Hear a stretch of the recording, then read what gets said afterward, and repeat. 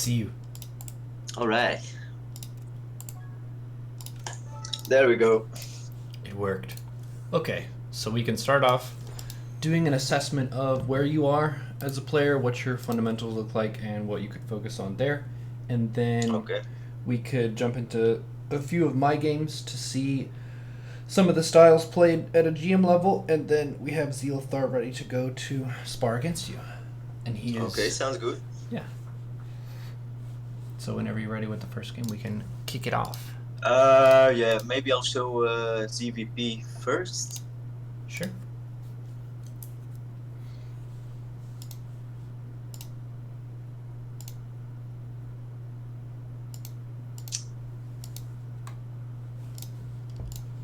So you know how to do that, watch with others.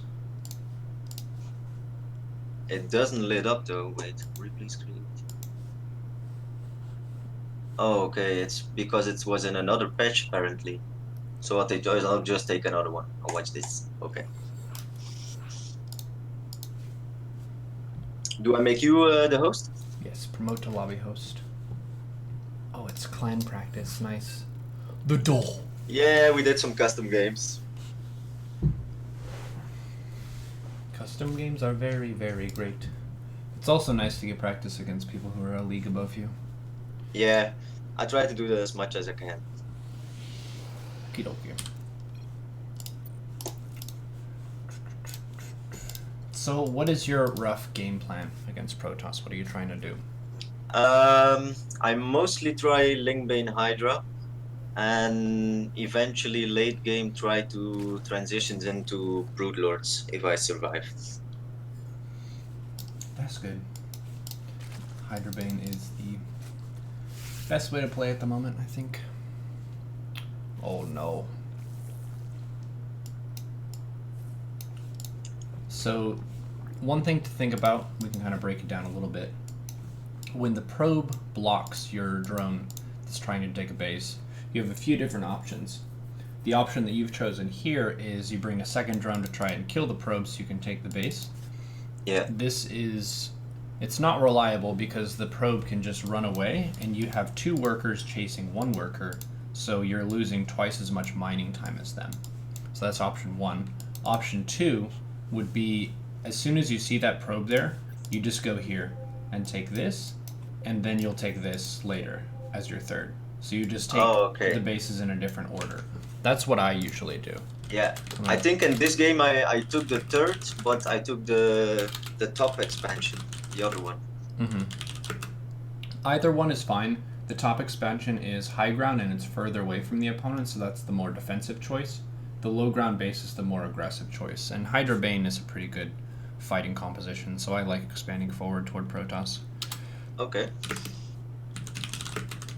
The other option is to take your pool. If you take a spawning pool, and then you can make some lings and kill the probe and kill whatever pylon and whatever stuff they put down. That's another option. Yes. You can also go gas pool, which is kind of what you're doing here, but you would want to do those at the same time. If you go gas pool, that sets you up to do a really quick ling drop in the opponent's main. So what you would do there is take this overlord and send it here.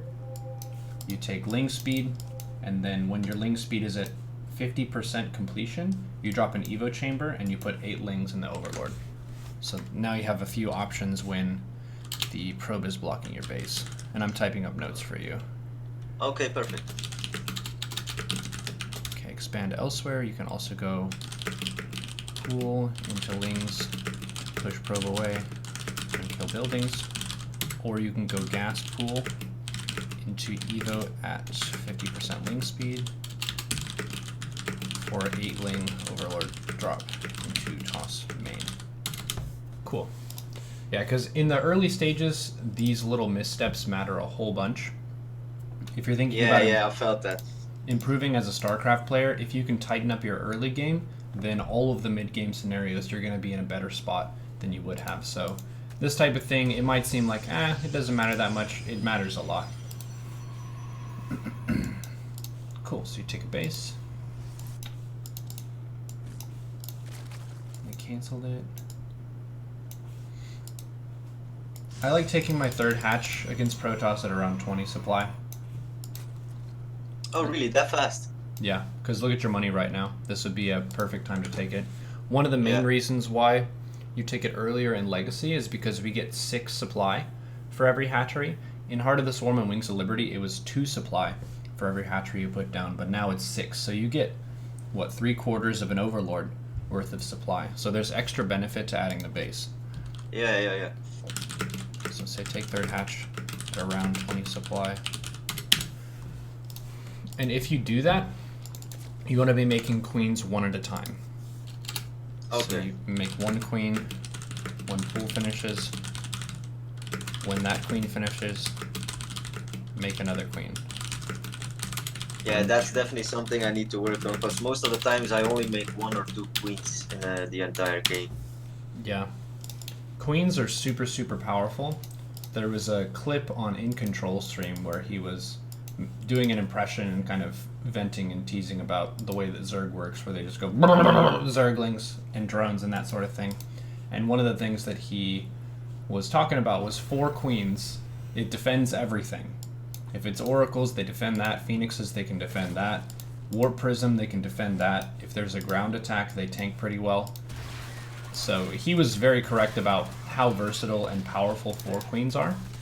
So I would say as a general macro goal to round off your play, you want to have 3 queens injecting. So 1, 2, 3, and then 4 queens on defense. So a total of 7 in ZvP is really nice.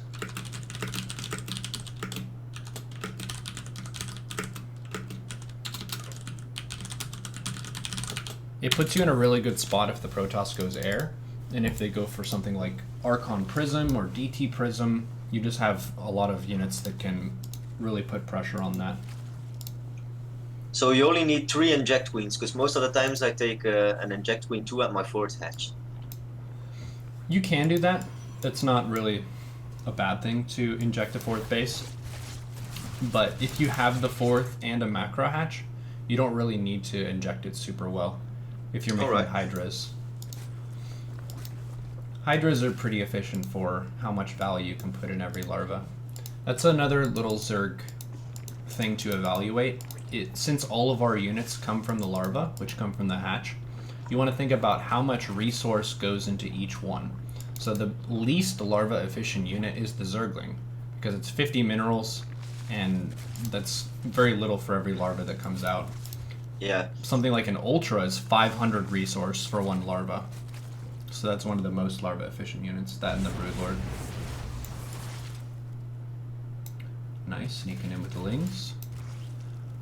One thing that's a really good habit to get into is when you're doing this type of light Zergling pressure, this applies to the run by you're doing here.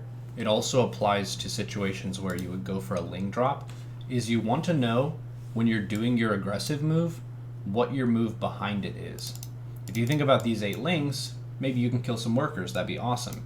Maybe the Protoss loses some mining time. You can see that the opponent is very clearly focused on your Lings. They're trying to get him, they're overcharging, they're chasing you with the Adepts and stuff. So usually the best thing to do behind this is to drone. And one of the main reasons is if you're making more Lings, like you're making 8 Lings right now, these aren't going to get to the opponent's side of the map for a long time. They won't be over there until your Lings are already dead. But you could get to 16 workers right here during this. So during Ling harass, / run by, / drop, make overlords and drones. Do you know about mousing up in the top right and seeing your worker count at the supply? Yeah, I do. Cool. In ZvP and ZvT, I would challenge you to try and make 60 to 70 workers pretty much every game, pretty much as fast as you can. So we'll say worker goal 60 to 70. That's one of the main kind of subtle differences across the leagues from bronze to GM, is just how many workers players can squeeze out during these sort of dead periods of the game. Like right now, there's no active fight. You did some Ling harass. The opponent's not attacking you yet. You don't need a huge army right now. The Protoss has what? They have 4 Adepts and a Phoenix and an Oracle. So yeah, true. they could warp in some stuff, but these little moments are where higher league players are going to have this base pretty much fully saturated. And then another general principle for economy management is take gases at a base after you have 16 workers on minerals. Because what happens... Yeah, I was going to ask that because I don't really know gas timings when to take them. Mm-hmm. I'll just give you a general guide for gas timing that you can use in all matchups because it's based on how an economy develops. So basically what you want to do is you start off mining on one gas in your main, and you're droning, you're taking your natural, your third, and then once you have 2 bases of mineral mining drones, you take a gas. And that's also a good time to take a roach warren if you want to play roaches defensively in the early game. Mm-hmm. So once you have 2 base mineral, you add your second gas. Once you have 3 base mineral, you go up to 5 gas if you're going to play Hydraling Bane. So say... And do you pull off gas after link speed? I usually pull 2 workers off just to get a little bit more mineral income. And then once I get close to 100 gas, I'll drop an Evo and I'll go for a melee upgrade. Okay.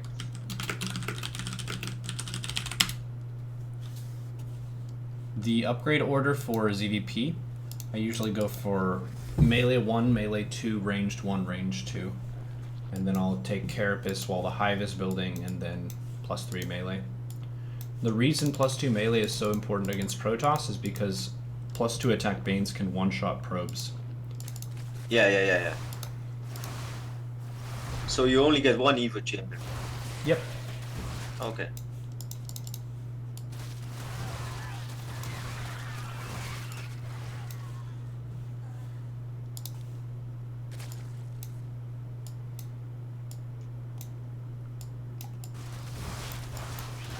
In terms of the general mindset of what the ZvP matchup is, Zerg has a bunch of cheap, shitty, fast units, and Protoss has very luxurious, mostly slow-moving, expensive units. So what we're trying to do is leverage our advantage in production. So the production is twofold. One of them is we can get to 3 base saturation faster than Protoss, and the other is we can remax faster than Protoss. So the basic universal Zerg goal for ZvP is to drone faster and then hit 200 supply faster and then take constant trades so the Protoss can't get the army composition that they want. Oh, okay. That would be ZvP kind of in a nutshell. Yeah.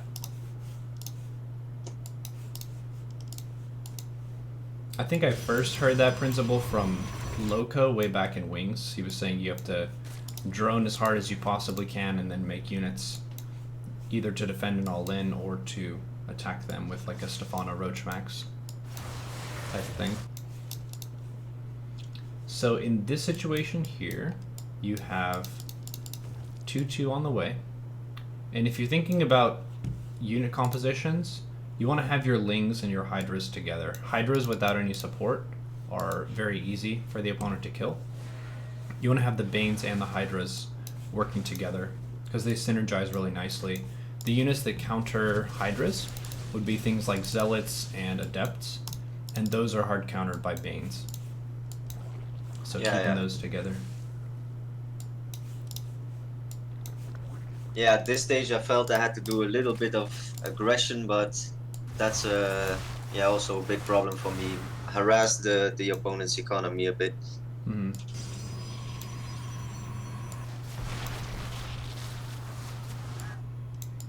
So the opponent's going for Archon, Immortal, Sentry.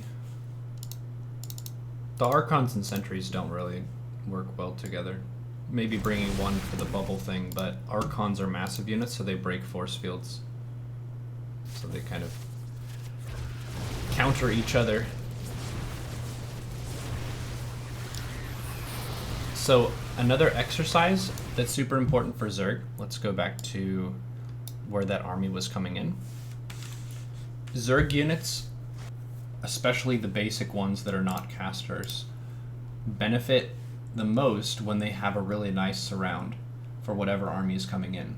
So if we were to see the incoming trajectory, the army's coming down this little path here, the first big opportunity you get is this big area where your hydras are.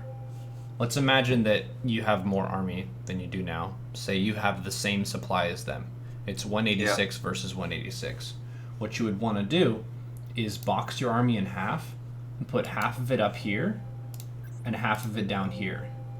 So when they come into your territory, into that creep, you smash them from two sides. Makes sense. That's one of the most important Zerg mechanics for taking engagements that doesn't really require micro. It's a pre-split. So say pre-split is boxing your army in half and splitting to surround enemy army using an A move. Cool.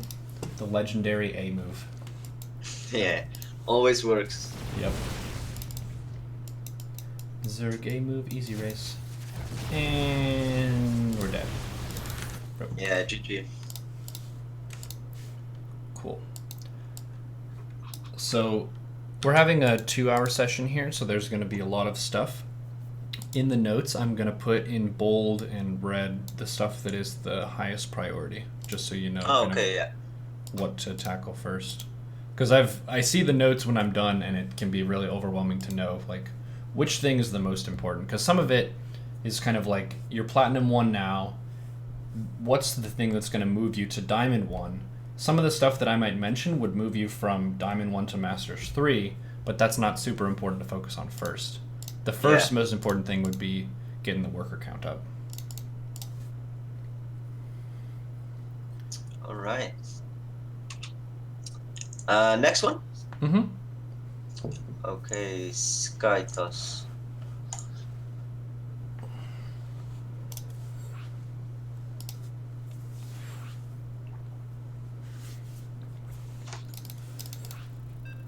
Oh.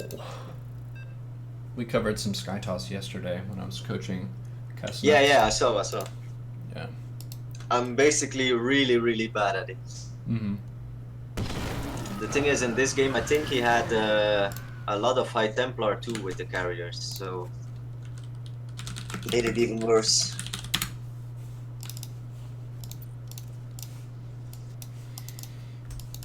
So the most important thing that kind of fits with the theme of Zerg is getting the economy advantage. The main downside of Sky Toss early on is they can't be very aggressive because their units are very expensive. So you have more space to do stuff than you would if the Protoss was going for something like an early mass adept attack or something like that. So we'll look at the flow of this game and how it differs from the other one. Because last game, they were pressuring you with adepts a decent amount. Whereas if they're going to go for air, maybe they'll start with that, but when the pressure lets off a whole bunch, you should be starting to ask questions about, all right, what are they going for? Why are they not attacking me right now? Yeah. One thing that's nice about this map is Zerg can take this base pretty early. You can take this as your second base or your third base. If you do take that, all you really need to do is put a couple overlords, like one here and one here, to see attacks moving in, and then hold the watchtower with a ling. Okay.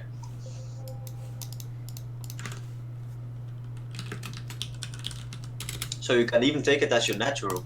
Yep. Okay. I saw Sue do that on his stream quite a bit. If you take it as your natural, the timing for that, just give you a fun little Odyssey tip. So Odyssey is the name of this map. Gold base timing. Drone up to 16, then grab a live drone and send it to the gold. Keep making drones. Drone should arrive at 18 supply and take the base. And then you can still go gas and then pool and then take this base as your third. Yeah.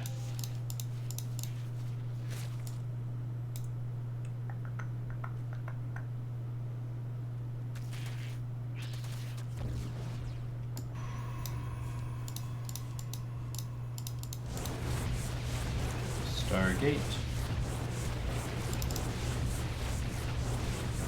Oh, you're scouting.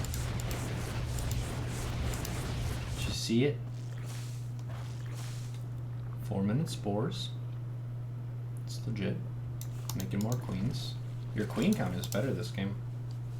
Yeah, it is. I think, yeah, going up to 7 here would be pretty good. Sometimes players will go for a couple oracles and then a bunch of adepts, and then they'll go into ground. They can also go into air.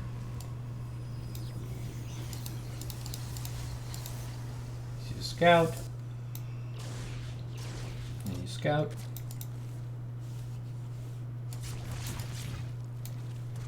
For oracle defense, 2 queens is about equivalent to 1 spore. Oh, that's nice. So if you have an oracle that's live on the map, say versus first oracle,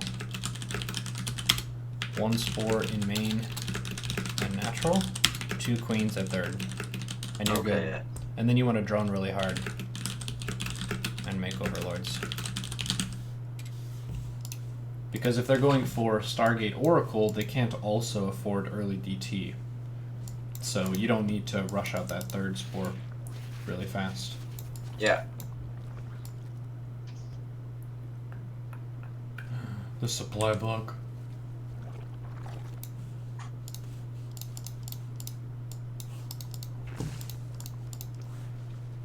Wah, wah, wah. 4th base. If your money's high, you can take a 4th base and a macro hatch at the same time.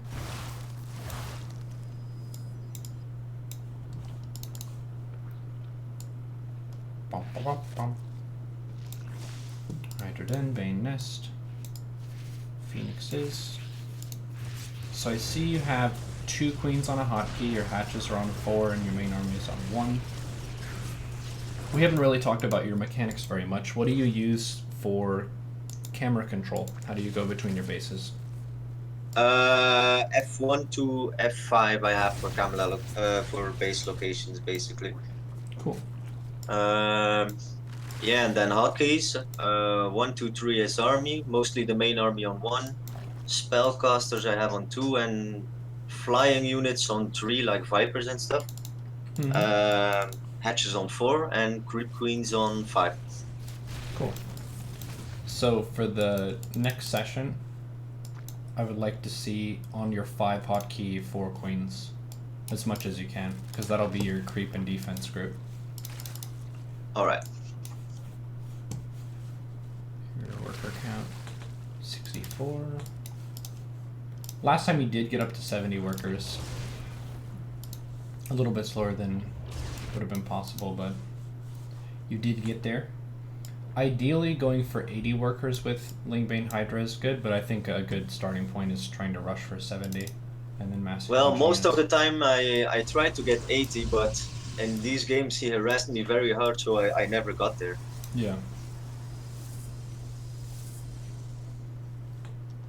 In the cases where they're going for something like Adept Carrier, Lingbane Hydra is still pretty good.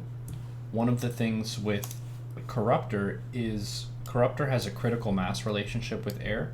We talked about this in the session yesterday, where if you have 20 to 30 Corruptors with an attack upgrade, you'll be able to fly in and one-shot carriers, but the Corruptors are pretty bad against the Interceptors. So what I like to do, if I'm going for some Corruptors, is I have them on like my Muta hotkey, and I'll have them flying around. Maybe they'll do the spray on this base, or try and kill a Stargate in the main or something, and pick off carriers that are moving between the bases. But the Corruptors aren't very good at just moving into carriers, because their AI tells them to attack the Interceptors, because the Interceptors shoot and the carriers don't. Another thing is when you're going to 200 supply for the first time, it's better to emphasize one or the other, either Hydras or Corruptors, because if you do both, then you're not able to get the critical mass for either one. The critical mass for Hydras is you have so many Hydras that are upgraded that you can kill all the Interceptors that are below the carriers and then just push in and kill bases and stuff. Whereas the Corruptors are trying to focus the carriers themselves. So versus Skytoss, 70 to 80 drones, ASAP. Non-stop queens is pretty much always a good idea. We'll say up to like 15 to 25, doesn't really matter. They just trade really well for their value, and it allows you to pool more gas for Hydras and stuff. So we'll say choose either Hydra Lingbane or Corruptor Lingbane for first max out. Lingbane is still nice to have even with the Corruptor army, because like you said, he's going to go for High Templar later, and Lingbane counters High Templar. They just run in and blow them up. They're very fragile units on the ground. Alright. But the High Templar counter the Hydras. So even if he has like 200 supply on carriers, you can still kill it with Hydras actually. Well, the thing with Zerg is you can get to 200 supply faster with Hydras. So in a laboratory setting, if the Protoss is being passive and you're being passive, you should hit 200 supply earlier, and that's when you take a trade and you try and trade out the interceptors and keep making units. And you're going to trade inefficiently, but you can stay on top of their army and keep them from getting 200 supply. They've been keeping you on the back foot with the Phoenix and Adept pressure, so you didn't really get to attack until now, which is like 15 minutes in. Yeah.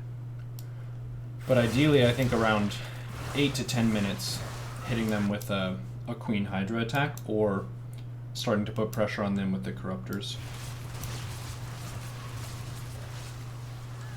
If you're going for Overlord speed, I would say to scout the Skytoss transition, it would be around 6 to 8 minutes. Go for follow-up scout. Because your initial scout is that Overlord that you sacked after you saw the Stargate and you wanted to see more stuff and the Phoenix was coming out. That was really good.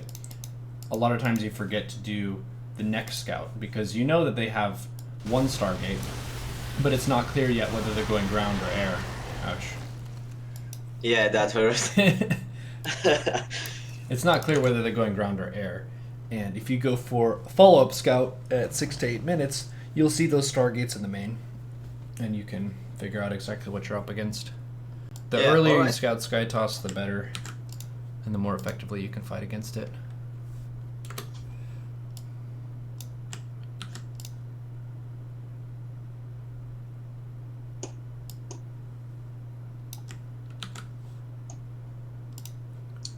So for Protoss, I had another replay, but apparently it doesn't work anymore because it was in the previous patch, I think.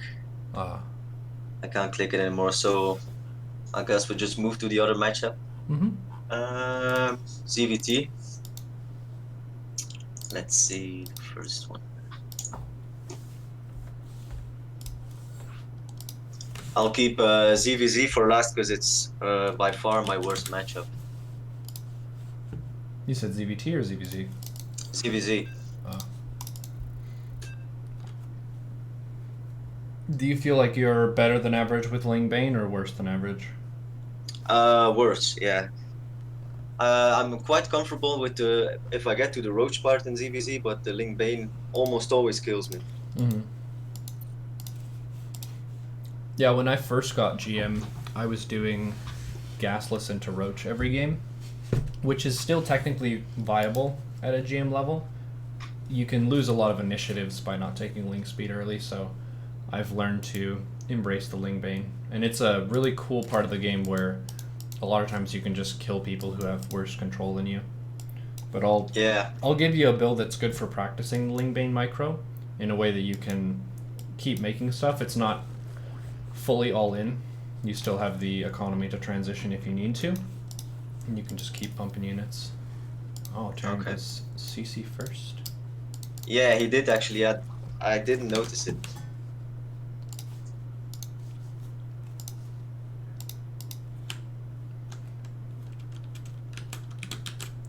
CT.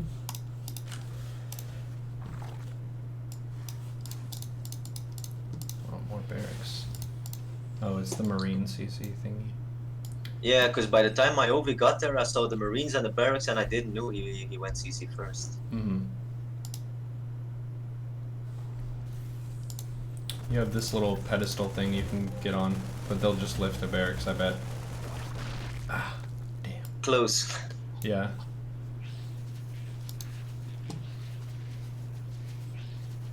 In ZvT, one of the most helpful things for me improving has been the 29 Overlord.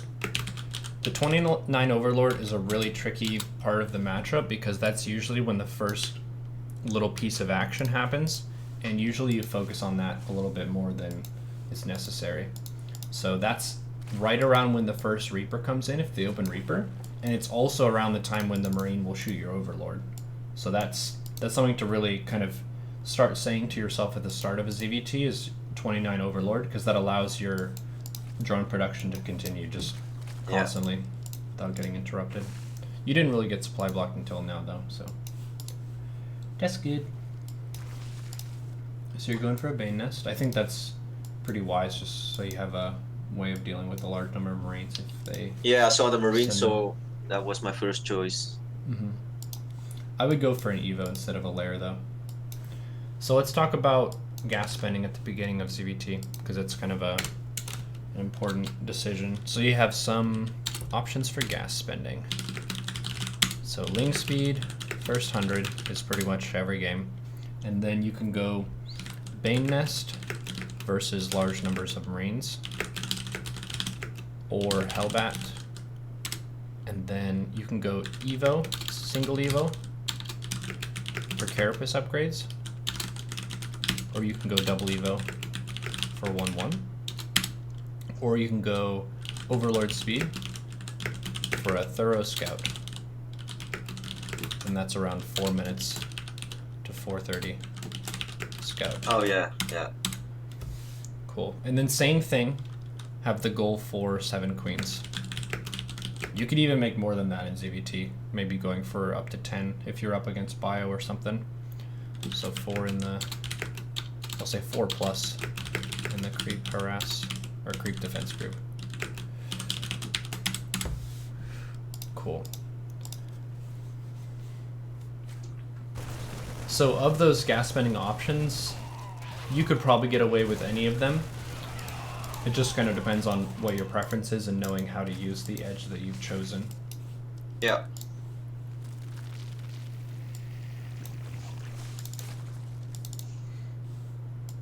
So should I be aiming also for around 80 drones in ZvT? I think 70. 80 is a 70. little bit ambitious, just starting out.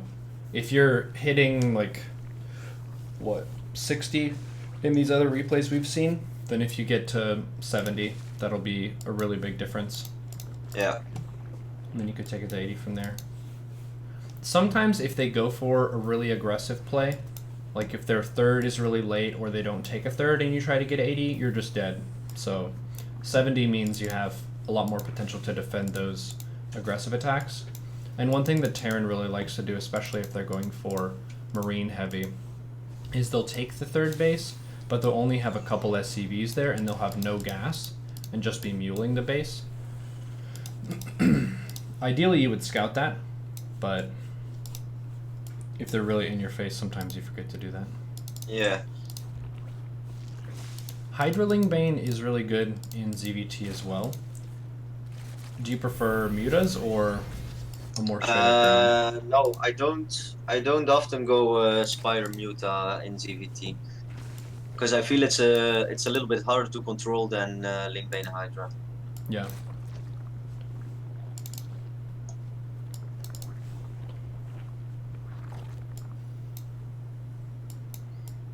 I would cut the spines. Usually it's better to get in the habit of just making more units. Spend that money into queens, because queens can move around, they can defend your main or they can defend that base, and they can push your creep really hard. So That makes sense. let's talk a little bit about creep spread priorities. Just so that's clear. So priority 1 would be connect bases. 2 would be push in front, or we'll say push to 4th base, and then 3 would be push in front of 4th. And then 4 would be push to 5th base. A lot of times the creep spread will kind of stop because you don't know what the next objective is for the creep spread. It doesn't seem quite as important. In this case, it gives you a lot of really useful vision. It increases the area of the map where you can take really good engagements. That was a good fight. Yeah, that went well.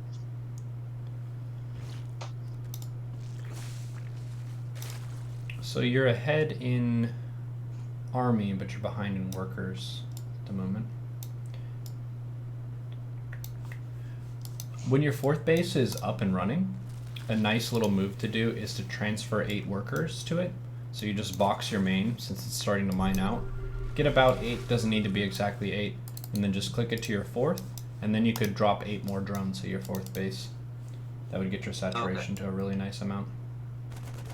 That's another one of the changes from HOTS to Legacy of the Void, is the bases have less resources than they did before, so the main base is mining out earlier. You used to be able to just sit on 3 bases for a really, really long time, and that created a lot of turtley scenarios where the 2 players would just sit on their butts on 3 bases and get max, and there'd be one fight to decide who wins, and it was kind of boring. I guess it's more exciting now. Yeah. This Doom drop is exciting. Yeah. Yeah, and the thing was, right at the time my army was at his 4th base. Yeah. This was game ending, actually. Yeah.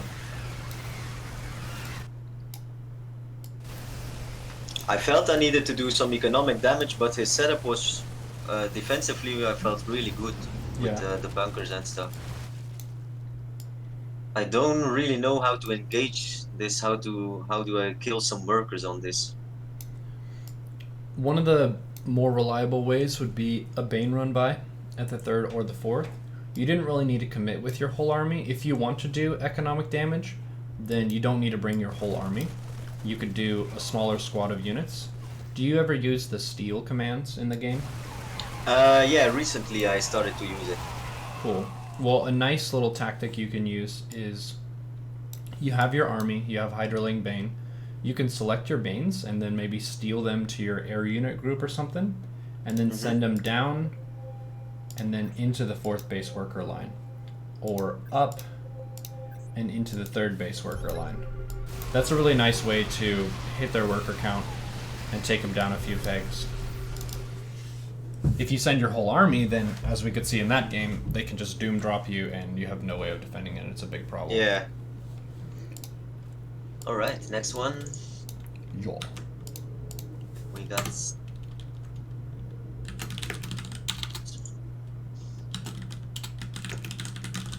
You can also do the same thing with small numbers of lings. 8 lings in a base is pretty annoying, and pretty high percentage for the amount of damage you're going to do.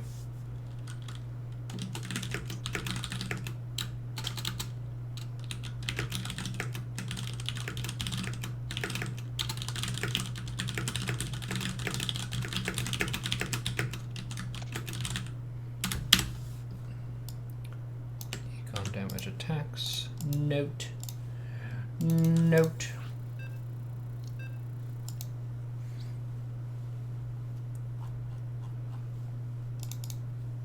Asus Power, sponsored by Asus. Yeah. It's incredible. Oh, people who have the 1,000 solo wins portrait and then play a different race. If I had money for every time I chose the wrong opening because of their portrait, I would be very wealthy.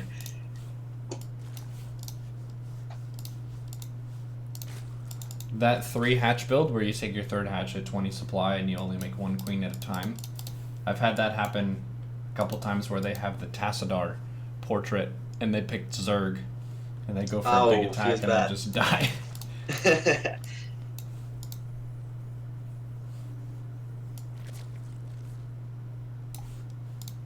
Okay. Pulling off gas, swing speed. This map is very good for being defensive. The rush is pretty long, and the 3rd base is like a pocket base, which makes it a bit easier to defend. The main thing you want to check off your list is having some overlords around this area, just so Yeah. you can defend. And it's not too bad to put 2 spores kind of on the backside of your mineral line, just so you can pressure liberators or medivacs if they're trying to harass you there. Okay. That's the main place where you're going to get doom dropped.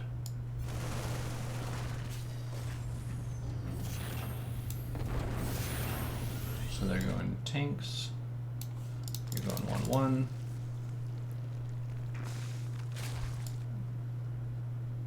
This is a good map to just sneak a really fast 4th base too. This would be the defensive base, and this would be the aggressive base. Yeah, mostly I take the aggressive one. For Hydralink Bane, I think that's fine. If you're playing Mutas, it's usually better to expand away from the opponent. Mutas require more gases. If you're playing Hydralink Bane, you go for 5 usually, because Ling Bane is still the main upgraded piece in your army. The Hydras are a complement to the Ling Bane. It's not the core unit. Whereas Mutas cost twice as much gas as Hydras, so you usually want to be on 6 to 7 gases. 75 drones. Dude. That's good. Yeah, that's better. When the Terran player is going quite heavily on the tanks, do you prefer Hydras or Mutas in your army? Hydras are a soft counter to tanks. Their range is such that the tanks usually can't shoot a whole bunch of them at once. And you can get a really nice arc if you're doing the pre-split thing that we talked about, where you box your army in half and then move in. So I think Hydralink Bane, it doesn't really matter whether they're going mines or tanks. Tanks are a little bit better against Hydras than mines are, because Hydras are a hard counter to mines.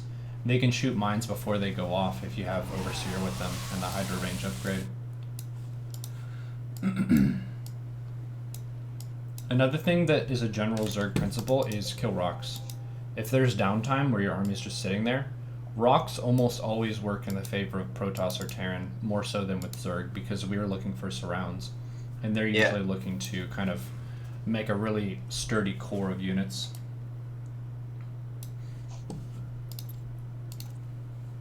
Ultra Cavern plus 3 melee. Business is a boomin'.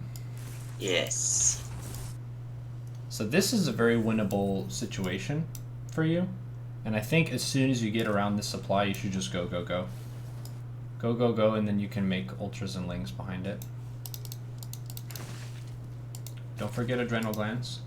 Day 9 called it the Orange Quartet, where you take 3/3 melee, chitinous for your Ultras, and then Adrenal for Lings.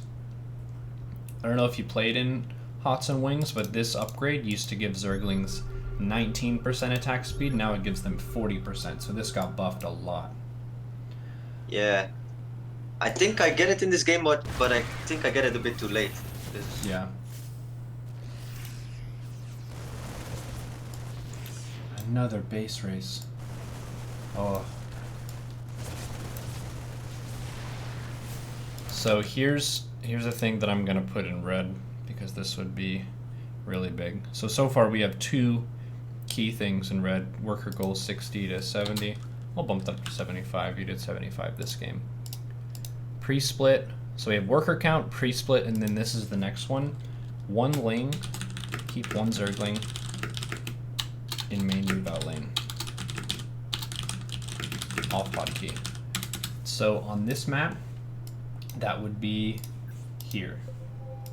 There are the rocks that block the other path. This path is longer for them to get to you, and this path is way longer. So if you have 1 Ling at the move out lane, and you see them moving out, I think you had a better army for fighting in the midfield, especially if you caught them unsieged, and you could just win. So yeah, I would have won. But now Terran gets the base racy situation, and all this time, your army has to run all the way back home. Damn.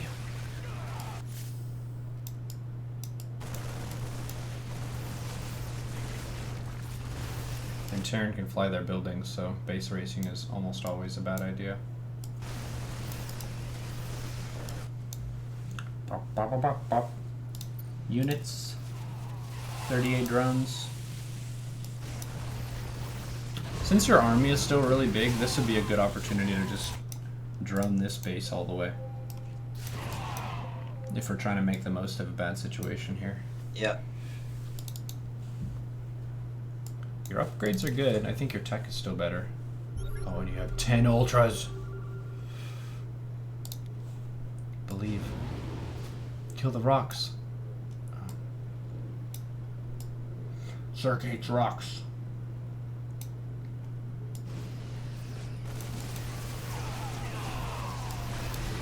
So the other side of Zerg hates rocks is if you kill these rocks, then you get double the surface area. Because you have a Hydra Ultra traffic jam right now. So one thing that's nice to do is, we'll back up a little bit. When you're moving across the map, you can control click your Hydras, so it selects all of them, and just click it back. Make the Hydras go back a little bit, and then the Ultras are all going in first. So we can actually do this as an exercise by taking over the game, I think. Yeah. So we're going forward. Blah, blah, blah. You're pushing across the map. And then here. So here's where you're getting set up to attack. Look at your army's formation right now. You're in a really good spot to fight an army that's right here. Because your Ultras are all in the front line in that scenario, and the Hydras are in the back. And this Ultra might even be able to run around and do something cool over there.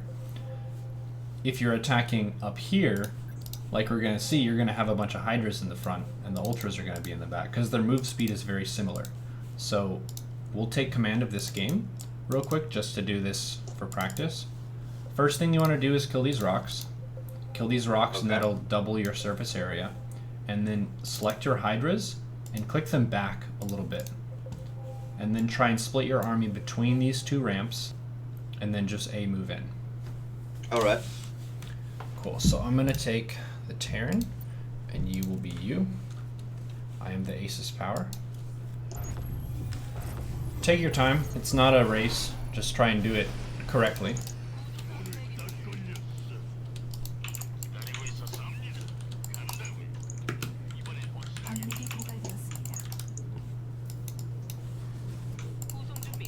Terran.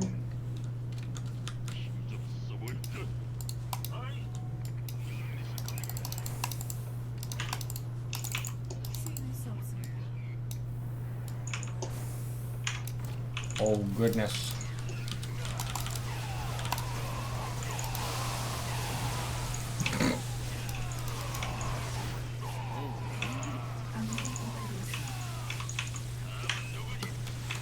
That's actually a huge difference.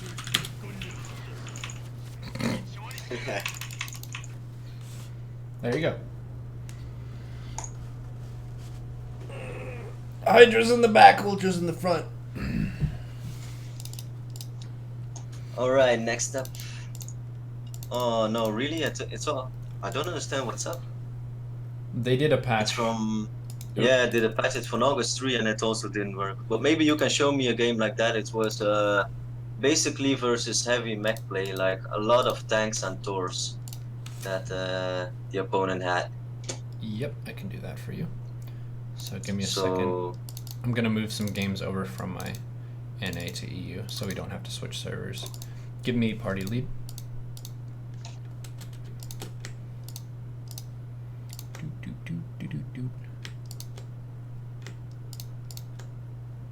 Okay.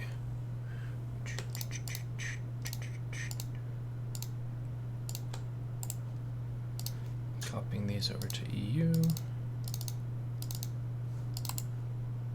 Paste.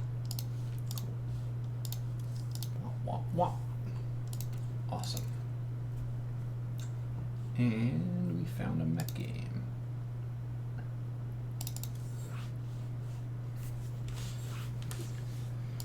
The good news is you can still go Hydraling Bane. Really? Yes. Yeah, I don't encounter it much because most players of like Platinum almost always go bio, so I didn't really know what to do. Mm-hmm.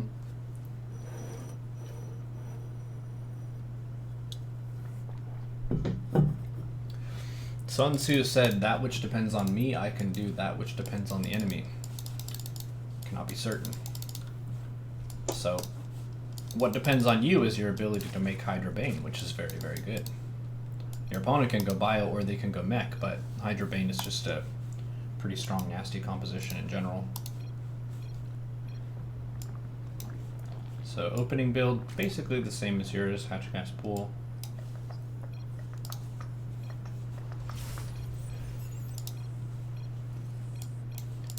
Meditation Nation. I pulled all the way off gas. That allows me to sneak a faster third. It's not super important what your build is. I guess that's an option for the gas spending thing, is you can pull off fully, and then when you get 2 base mineral, you see there I have 20. 20 at the natural, I took another gas. Okay. And then if you do pull off gas, the first 4 lings, whenever your ling speed finishes, can harass and scout a little bit. So I got a couple worker kills because the Hellions were out on the map and he's pulling them back home. Another thing you can do is run them up here to the ramp and see what the production looks like. The production is the main thing you're looking to scout from a Terran early on. So I know it's Hellion. The lings are dead, but I have 45 drones. So I was making drones behind those 4 lings harassing, and now I'm super ahead. I made a spine at my third, just to anchor myself in case of Hellbats, and a lot of times they'll go for a Hellion drop and a Hellion drive-by at the same time. So I have a boatload of queens in the main, and I have a spine at the third and lings at the third, so I'm safe. Okay. 5-minute spores against Terran is pretty good as well. I think I should take some pretty soon here, yep. Just in case of Banshee or Liberator or whatever. Yeah, there's already one coming. Queens should focus the Medivac whenever they can. Queens have longer range against air than they do against ground, and the air units are usually more valuable than the ground units. So you have double reason for Queens to focus Medivacs or Liberators or Banshees or whatever.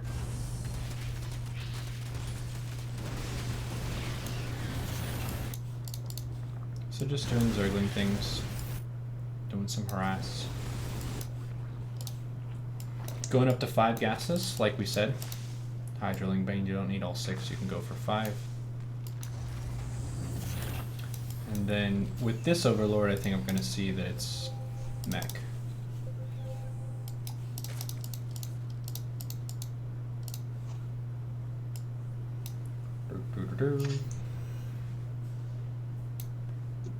I have 9 queens. That's good. Nice. And I think I have, what, 8 in the hotkey? It's a little bit of a mistake. Hold on. Another good thing to integrate into your ZvT especially is anytime you get a little bit of harassment, like the Liberator went into my main, try and address it, like pull the workers, do what you have to, but then look at the minimap, because a lot of times Terran will specifically try and poke you with a small piece and then push a base around the same time. It probably doesn't happen a whole lot in Platinum 1, but it'll happen more and more as you move up, so it's something to bear in mind. Yeah, I had it sometimes. Mostly they send like a lip and then another base they're full of medivacs, like something like that. Mm-hmm.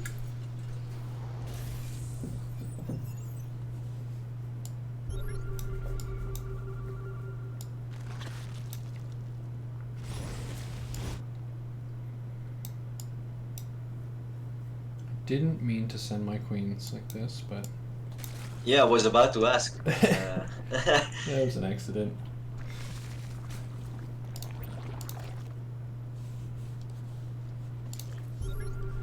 Taking range attack.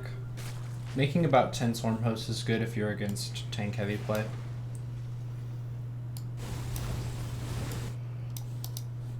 And I'm doing a Hydro drop in the main. Hydro drops are really nice. They have pretty good DPS and they're good against tanks. I think I end up dropping them on a tank at some point. Focusing an add-on. Dropping it on a tank. And then I'm doing the same thing, where you poke in one place and then push in another place. I poked in the main with a Hydro drop and then pushed here. And Yeah. I did lose my army, but that's okay because I'm Zerg. My units are worse anyway, and my main goal is to try and keep the Terran away from 200 supply. As I get back up to 200. So I have 66 drones. Oh, I didn't even realize that Thor Medivac died.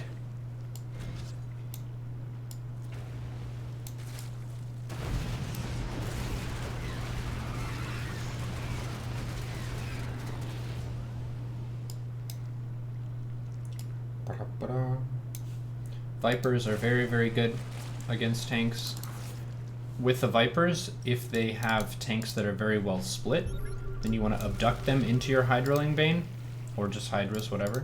If they're all clustered up together, then Blinding Cloud. Okay. So you have a bit of a decision there. Blinding Cloud is generally, I would say, bad against Thors, because if you think about Blinding Cloud, it has a limited radius for how large of an area on the ground units are blinded, and the size of a tank is much smaller than the size of a Thor. Is there a Thor we can look at? Yeah. I think Thor's maybe double the size of a tank. So you get about probably half the value in blinding them. So it's usually better to just abduct Thors. But here I got 3 tanks for 1 cloud, which is really nice. And he's dead. GG. I'll go ahead and attach all the games that we look at during the session in the email where I give you the notes. Did you want to do some ZvZ now? Yeah. I have some ready. Let's see. Pick this one.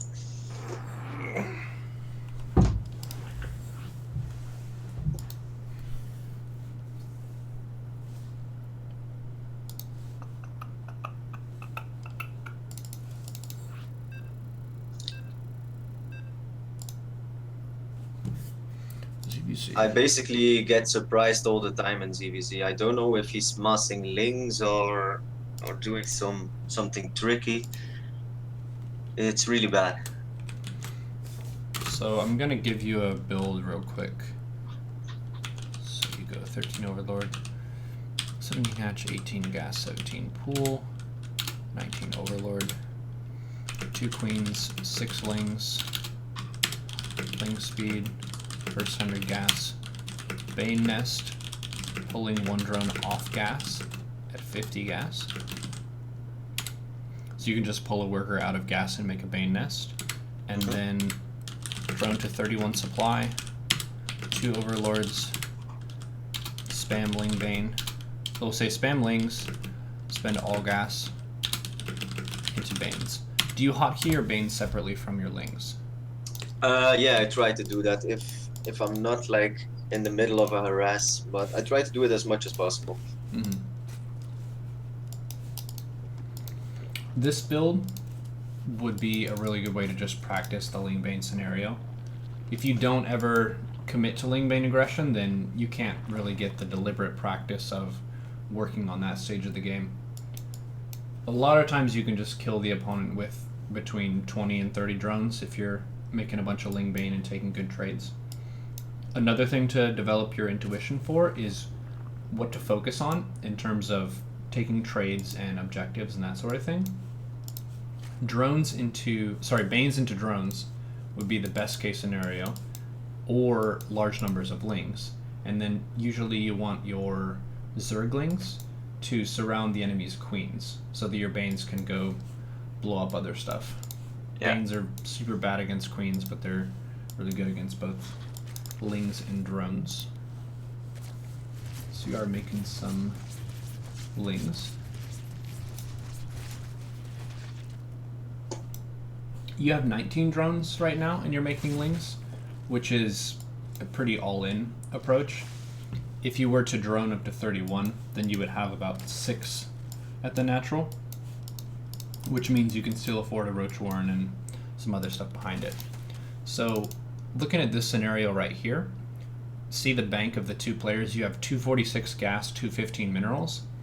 If you're going to attack the opponent, you should probably spend all your money so that you have the full strength of all the money you've collected so far that you're trading into them. Because they have a diverse composition here. They have Lings and Banes, and you have pure Lings. So one thing to do is, if you're going to attack, once you're right around here, you're not quite on the high ground facing the opponent yet. You still have some space. Tapping your Lings into Banes 2 at a time, so you go Bane, Bane, Bane, Bane, Bane, Bane, they'll naturally be in groups of 2. Banes in groups of 2 are really good because they can blow up other Banes. So you don't really have to do as much splitting on the fly. You're just naturally putting them in a good position to be able to move them. I usually move command into a worker line, and then I try and right-click drones. And if a bunch of Lings surround them, then I'll attack move, and the Banes will blow up the Lings. So let's talk about, I'll put this in the notes, Ling Bane, micro and use basics. So you want spend gas into Banes, morph Banes 2 at a time as you're approaching opponent base. Move command Banes into drone line. A move Banes if they get a good trade versus Lings, or you can manually detonate to get a Bane versus Bane trade. That's pretty much the only time that I manually detonate Banes, is if I have 2 Banes and I'm sending them in and they have 3 or more Banes that are right next to them, and then I'll blow them up and get good value there.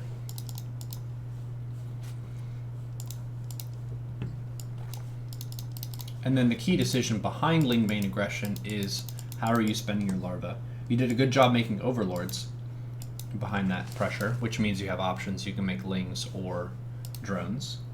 That's one of the really common mistakes, is players will go for a big attack and they'll forget overlords, and then they're supply blocked and they kind of peter out and fall behind. Yeah.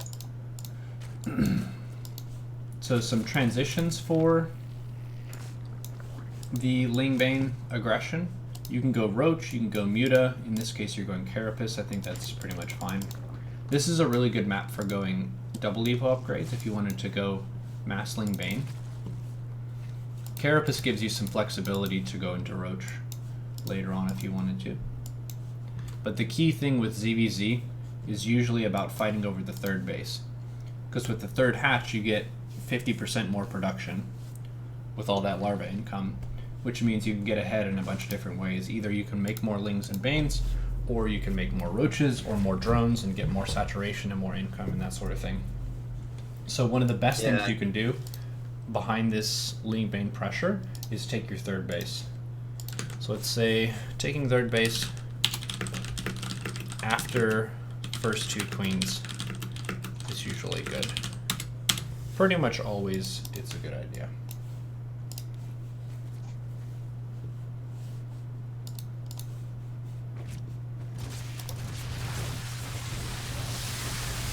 Okay, boom.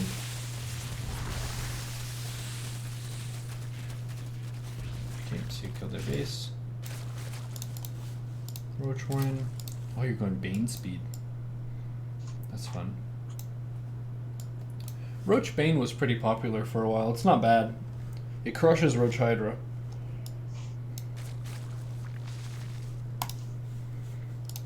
In ZvZ, the ideal worker count is usually a little bit lower in most cases. This is the most macro-oriented map in the pool, so going for 70 to 80 workers in ZvZ is the most feasible on this map of any of them, but usually aiming for around 60 to 67 is a more conservative type of goal. So drone goal would be 60 to 70. Can you stay on Ling Bane actually against Roaches, or do you need to transition into Roaches? You can stay on Ling Bane if you go double Evo. Okay.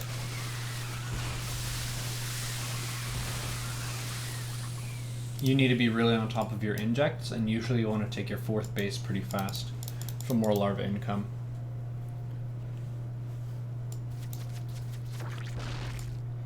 I've done it a few times. It kind of depends on the early game state and what's going on. But double Evo isn't too bad.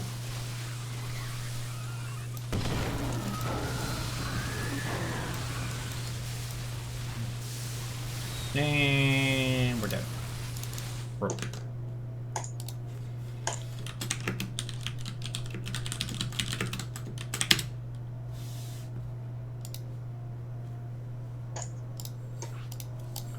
ZvZ. I think this one is a 14 pool. Oh. That's not very nice. This is the best 12-4 map in the game. The shortest rush distance. But if I remember, I think he took a hatch too. Let's see. Yeah, in the early game, for Zerg builds, you can usually go for an early pool, like 12 pool or 13 pool, and still be able to take an expansion if you skip gas. So let's see what this opponent's doing. They're going sort of like a weird 14-14. Cool. I did a class on 14-14 in Legacy of the Void and how to use it. It's a pretty flexible build, where if you're against someone who's cheesing, then you have lots of stuff to deal with that. And if they're going for something greedy, you can oftentimes deal a lot of damage. It's pretty good.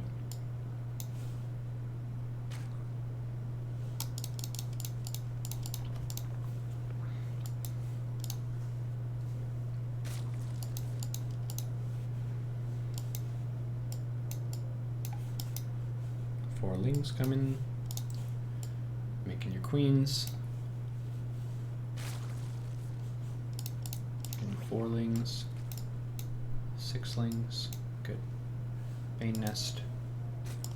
So, what is the most important thing to do in a situation where you're against Ling Bane cheese? Probably the Bane nest. Nope. 2 queens on the ramp. Hold position. Bane nest is nice, but it's not necessary. That's the worst case scenario for the cheesing player, is that you have 2 queens right here. Because if they're going to attack your base, it's going to take them a really long time. They can't get into your main, so you're basically isolating their cheese to attack one location that has few drones. There's only 1 worker down there for them to kill. So if you can get your 2 queens there, you'll be in a great spot. That's the single most important thing against early Ling Bane cheese. So at the natural, you would immediately inject and get it over there. Not even necessarily. Injecting isn't super important in this situation, because if you don't inject, then you're getting closer to transfuse. And transfuse is really, really good, because queens are really good against early Ling Bane. So let's do that, actually. Let's pull it back to where you know that it's cheese.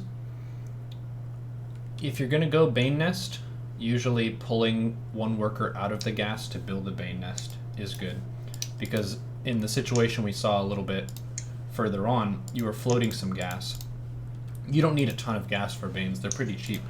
So take your queens, put them on the ramp, try to use your lings to protect your queens getting to the ramp, and get the Bane Nest down with 1 worker from the gas. Cool? Alright. Okay, I am Virus. 3, 2, 1.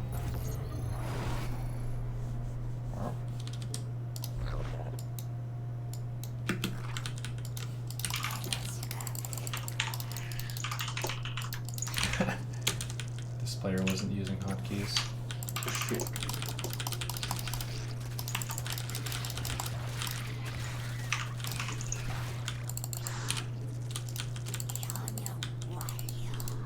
Queen's on down here.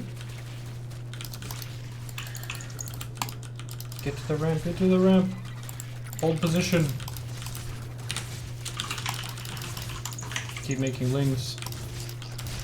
Make queens if you float more money.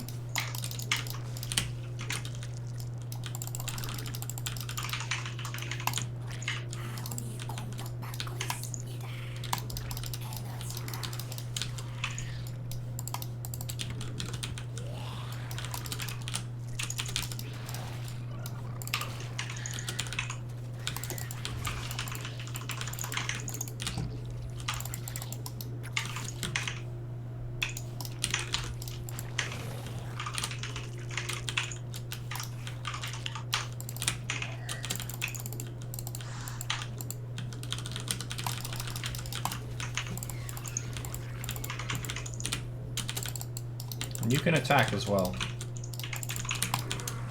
Because if someone's one-basing you, you're going to have double their larva once your bases are injected.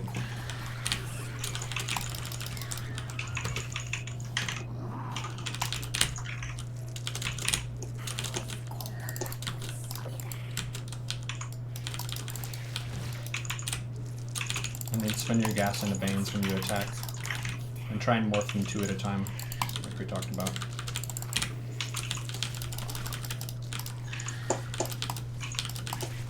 You can morph them now. Like, if you have an overwhelming number of lings, just making a few makes your attack more diverse.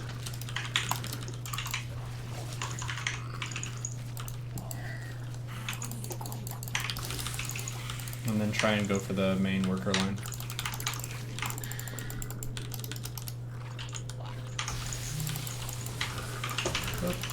Okay. So you've softened up my worker line, and you want to keep on the pressure. Keep injecting, keep making overlords.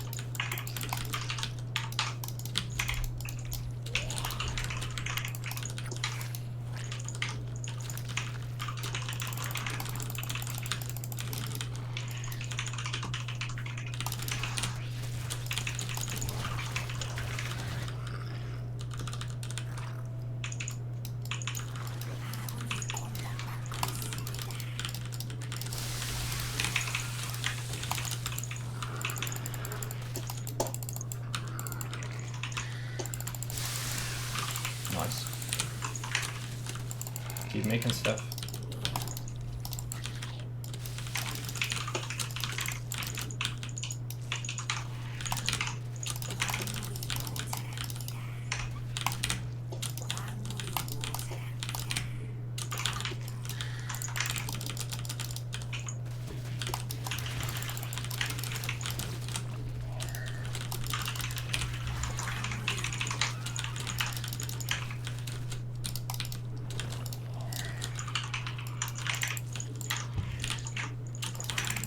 Oh no.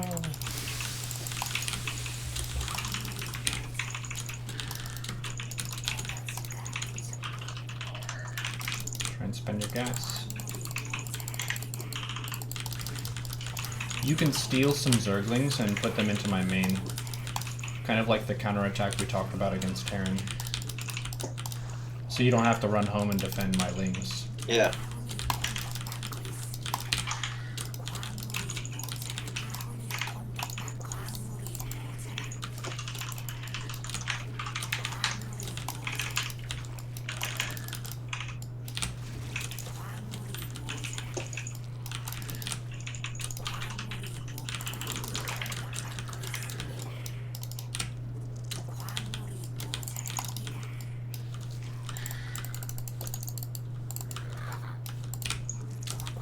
You can sneak in some drones here and there too.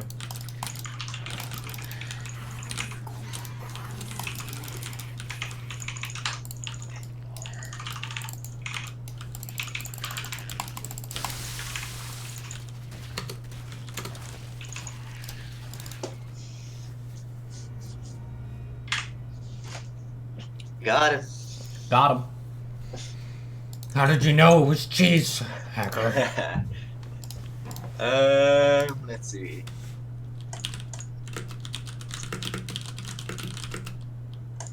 This one I won, but I think there's still some points to work on. I can show it if you want. Okay.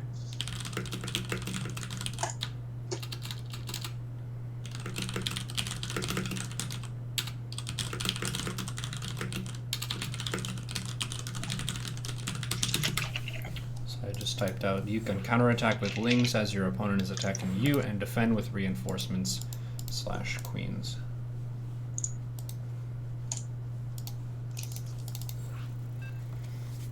The mech depot.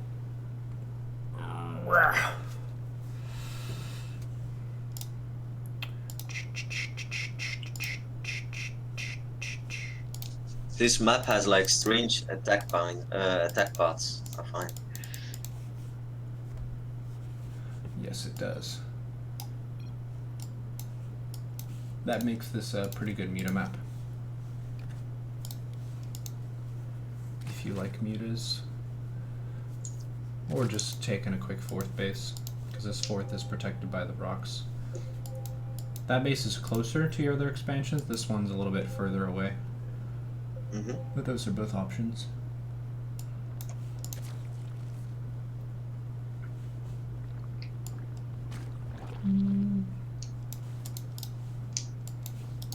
The build that I typed out for you for ZvC Dark uses, he killed the laser with nice. it.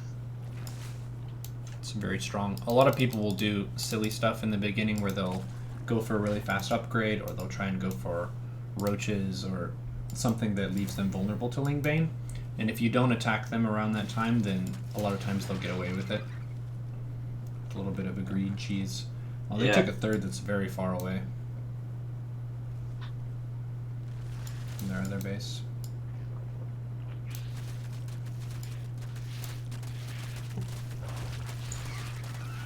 As a general rule, if you have Ling Bane at this stage, you should pretty much always attack with it. If you want to be safe, you can just leave 2 Banes where your drones are. But for the most part, if you have Zerglings, they should be on the opponent's side of the map and in their bases and stuff. Yeah, like he does. Yep.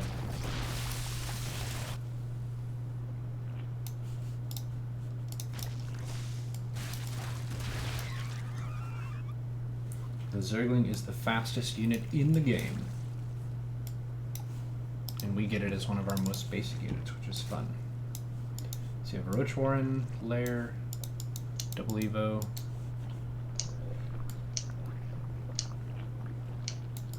You're pretty far behind now. Whoever loses the third base is playing catch up for the rest of the match, pretty much. I think ideally you would take your upgrades before you make a bunch of roaches.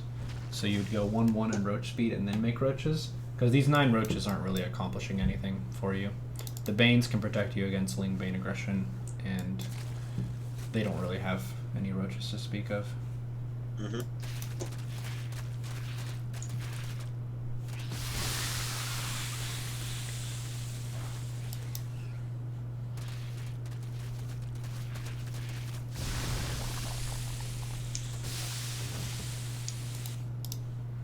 42 to 48. The workers, roach speed, 1-1. Retaking a third again.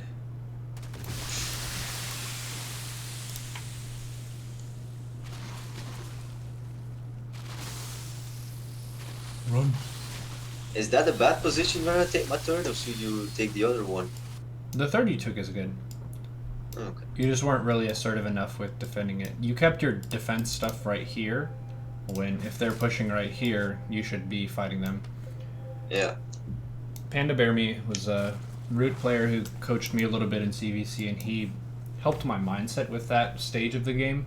Around the 20 to 25 drone mark in CVZ, it's just a fighting game. It's less about strategy and outthinking your opponent, and more about just beating them in the basic contest of better control, better fighting, and being really aggressive with the units that you have. Because Ling Bane is very, very cheap, so you can take some risks and do some counters and make some moves. Yeah.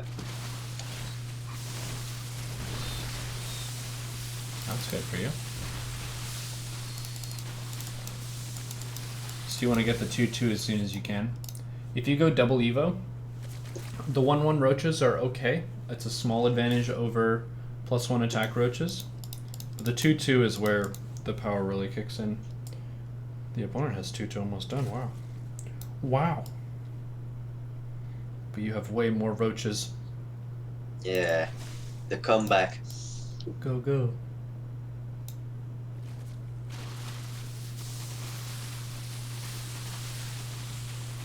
So, what was the opponent's main mistake, do you think? Because they were very far ahead. I think because he took more, like, Eco took the fourth base and stuff, while I only built it units at this stage. Yeah. So they took a tech lead with a hive and 2-2, and a fourth base, which is an economy lead, and they attacked you at the same time. So they had a bunch of investments that were going to pay off later, and you had an investment that's going to pay off now by having more roaches. So you won. But I think you would have crushed them really hard if you defended your third base. Alright, I think that's about it for the replays on my part. Cool. Attention, Zealthar. See here? Let's see.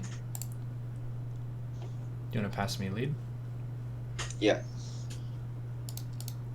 So we've got friend Zealthar who can spar with you. Send him a Skype message.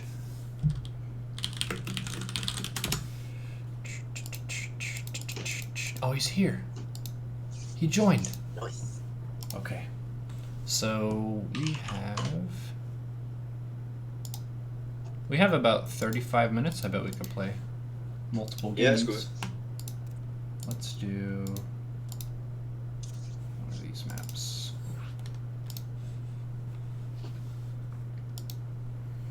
This coaching is incredibly helpful. Thanks for streaming it. No problem, Gosu Fate. Also, thanks, Messiah, for being a Patreon for multiple months and letting it be streamed. Man. All right. So, you're the Zerg. See? What matchup? It's the same for me. Let's do Terran and Protoss, I think. Yeah. Because I think the Zerg build that I gave you will just help you a lot with understanding the early mid game.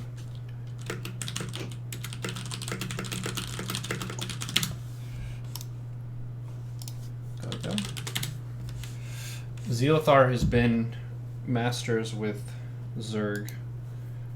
And I think the other ones he's like high diamond.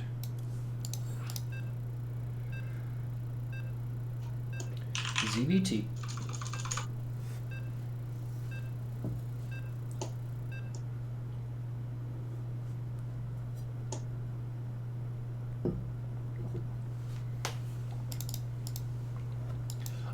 Ascension to ire. Okay, so I'm not going to dictate everything to you, but I will give some reminders here and there. Yeah, sure.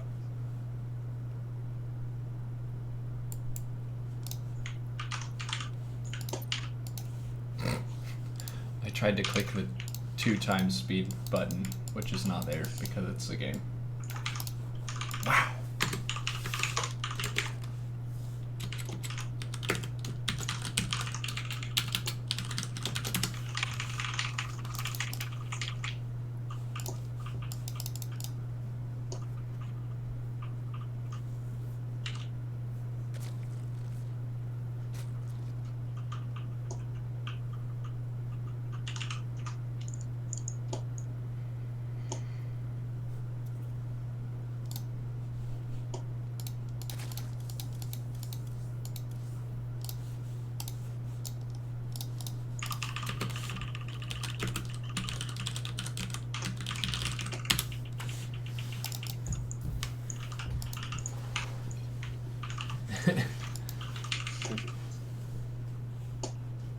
Zealthar is one of the first viewers of the stream. It's like 3 years nice. ago.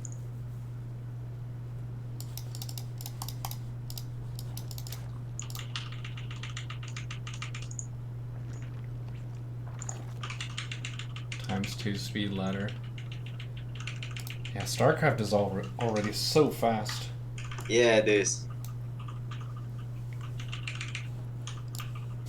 When I came back from vacation, every time I take time off, whether it's a few days or a couple weeks, it's just so surprising how fast and violent StarCraft is. Yeah, you get a little bit rusty when you don't play it. Yeah. Why are these people so angry? Can't we just max out and work together? No.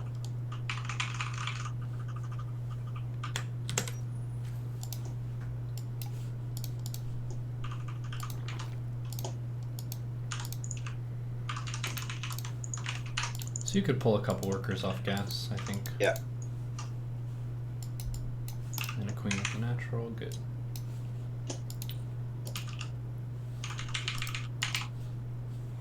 Don't forget the 29 Overlord. You might make 2 since that one's gonna die. Yeah.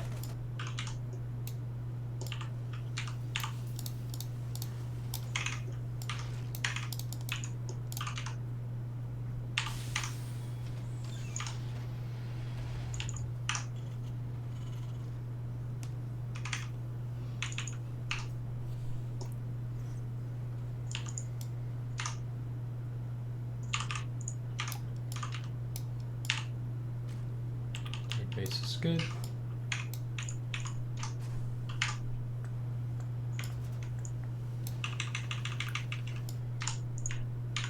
You can scout with your lings when you have ling speed.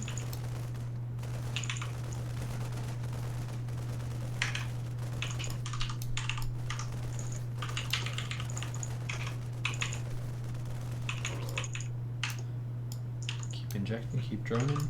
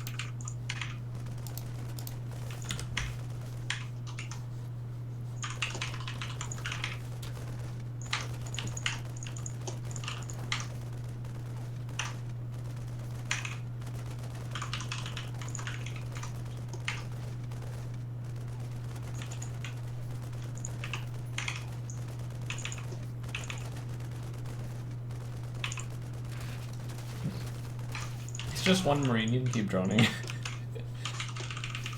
The one marine run by. Double Evo.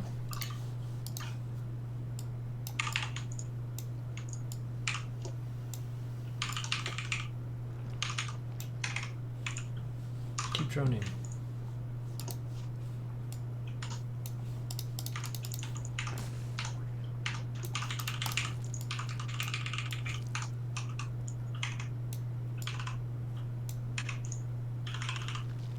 Make a couple overlords. Don't make mains, cancel those. Why do you make mains? You need 1/1 upgrades, not mains.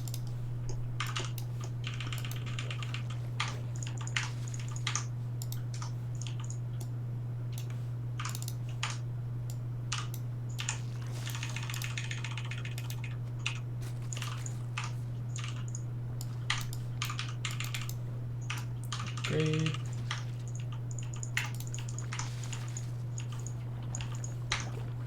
Go Carapace.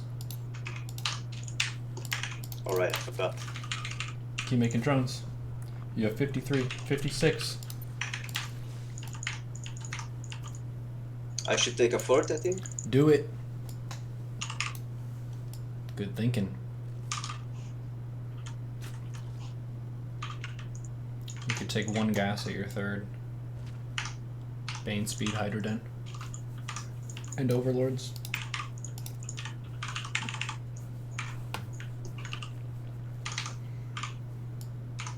Spread the creep.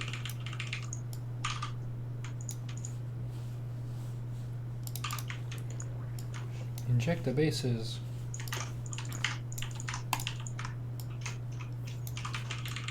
You might as well send your links to a watchtower.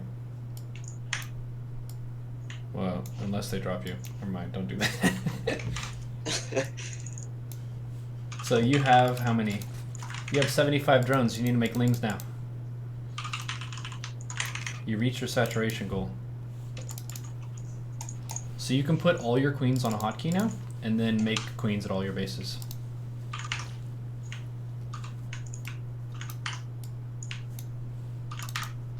Cool. Take the Hydra speed. Send all the queens. Yeah. Make overlords and lings.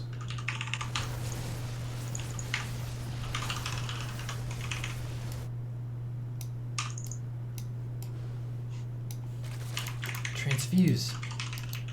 So your third is oversaturated. You could box about half that and send it to your fourth. And then make like make 5 overlords. Take 2/2 upgrades, mass hydras, and make some banes.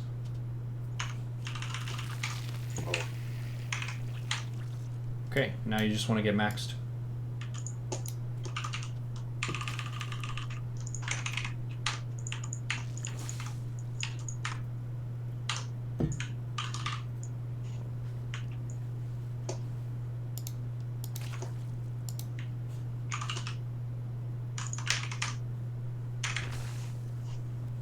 Should I go for Hive at this stage or not? No, just max out Ling Bane Hydra.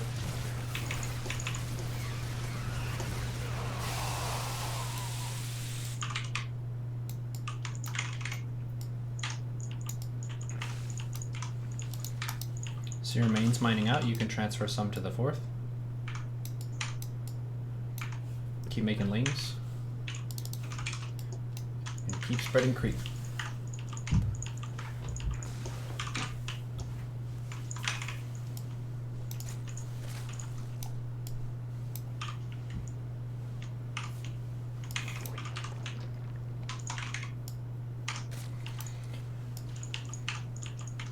I'm gonna make about 3 more overlords so you can get 2 unit supply. And then make hydras and banes.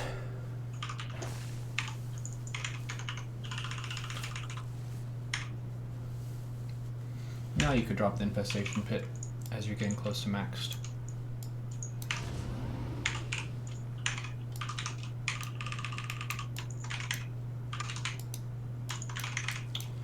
You could fight for the watchtowers and then put 1 ling in each of them. Fill some vision. And then you can kind of move back with your army. You don't need your whole army defending the watchtowers. You can just keep it kind of centrally located between your bases.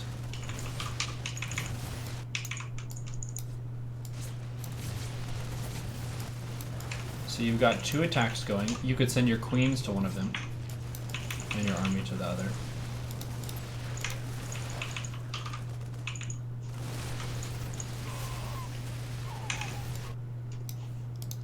Cool. You can take Hive. And you're max, so you could probably go for an attack. Now that you're max, making 1 spine per base wouldn't be too bad. Just so you have some time to defend. Maybe get a couple overseers with the army.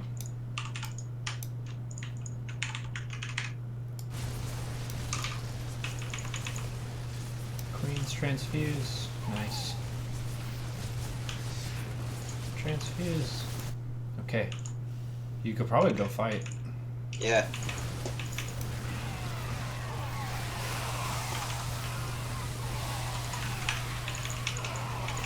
Your banes are stuck. Keep making lings. Your hive's on the way. Inject all your bases. Take a 5th base.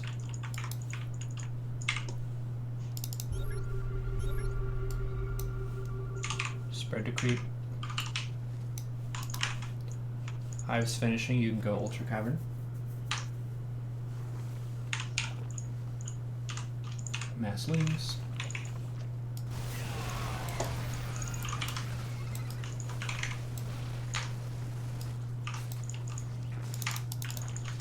There are lings with your 2nd base that aren't with the army.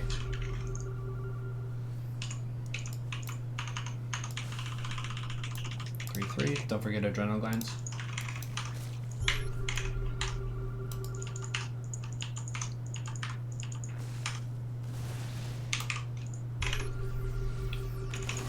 Mass lings.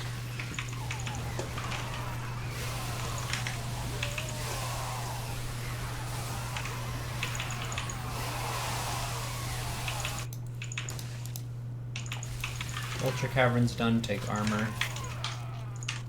And then mass ultras. And then mass lings.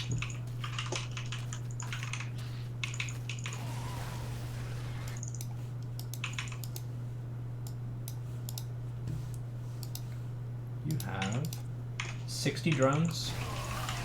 You could probably drone your newest base a little bit.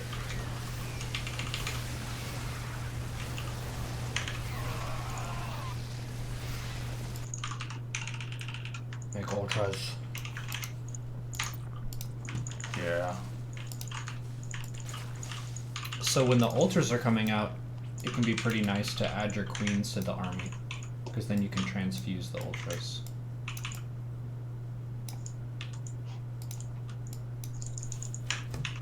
Keep making ultras, keep making lings.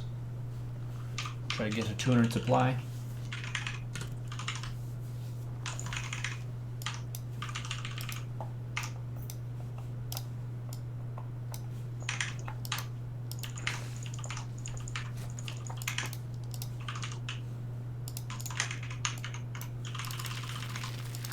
You have a few drones with your army? Yeah. I think that's probably an accident. You can just rally your army to a mineral line and then Control-Shift-click the drones out and rebind the army.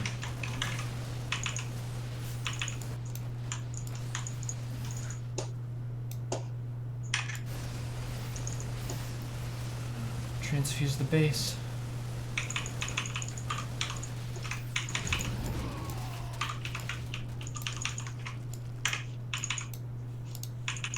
Break the rocks. Zerg hates rocks.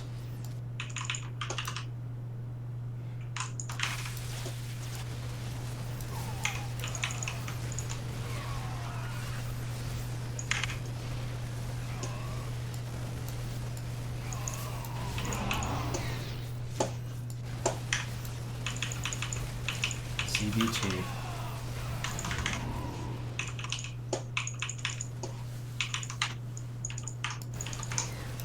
So you can steal an ultra, a couple hydras, and some lings to deal with drops. Or just those two ultras. Keep making ultras.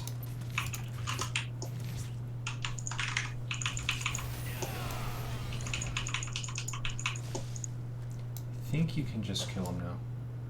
I'm gonna try.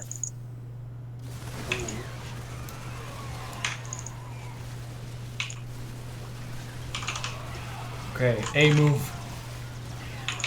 It's real.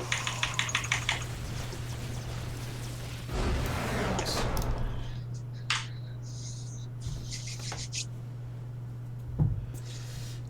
Alright.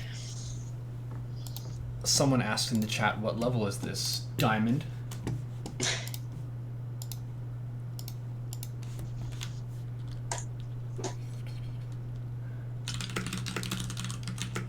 Do we have time for another one or? Yeah. Perfect. I think Protoss. Protoss scheme. Let's do this map.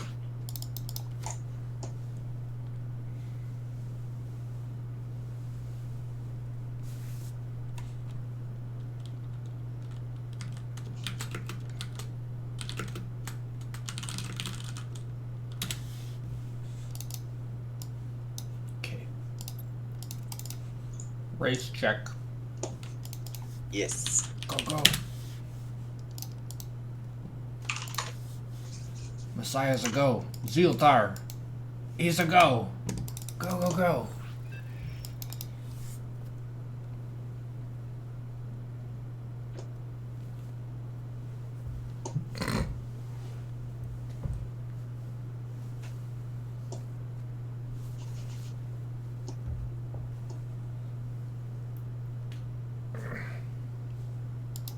Someone thinks that in gold, you don't have time to take the third.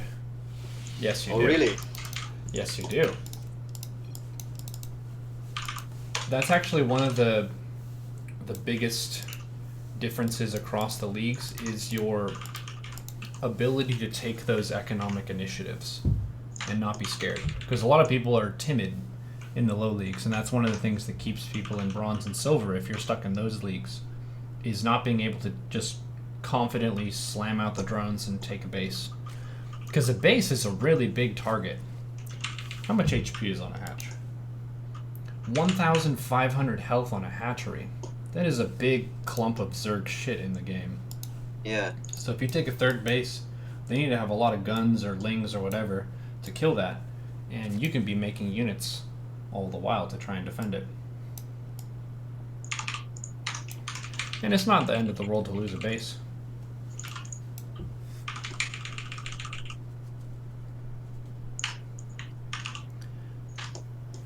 Black Zorid, he does a double Overlord ling drop with Carapace pretty much every ZvT.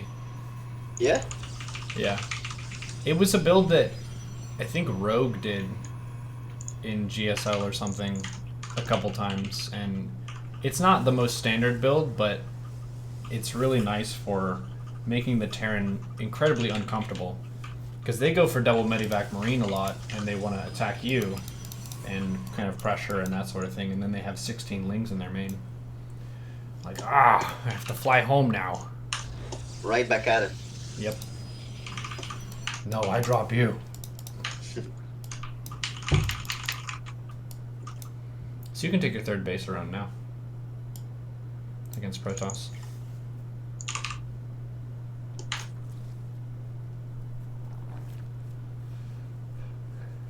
Excuse you, Neuro.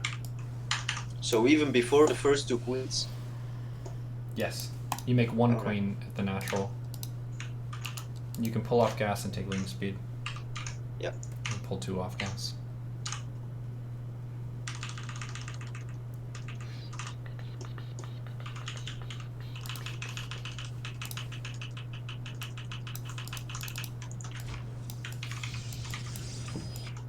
Uh-oh. Uh-oh. Make some lings.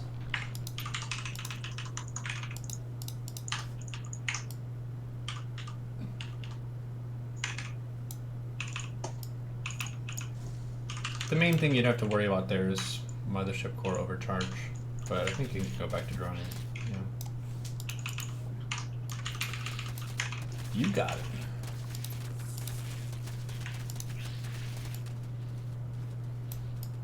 So you could drop an Evo and take melee.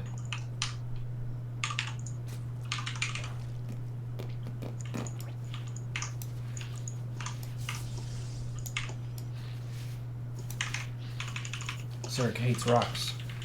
Yeah. Kill the rocks.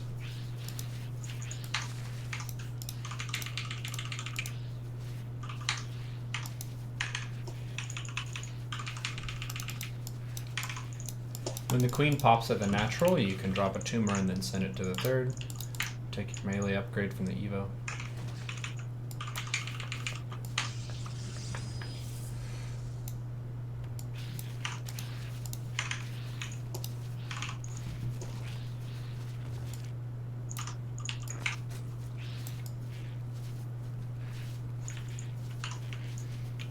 Inject a couple overlords. And you can make a spore in the main and the natural, because you don't know if it's Oracle.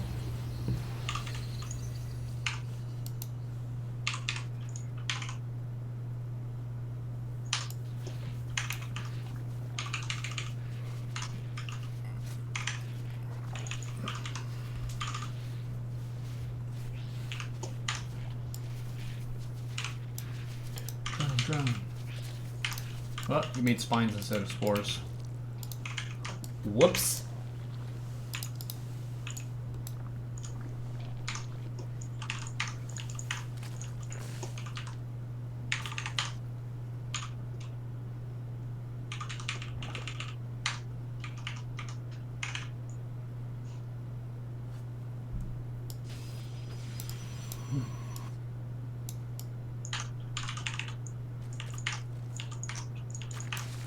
Drone. Take a Bane nest. You could send your lings now. You killed the rock, so there's not really anything for them to do at home. And there are 4 lings at natural that are off the hotkey.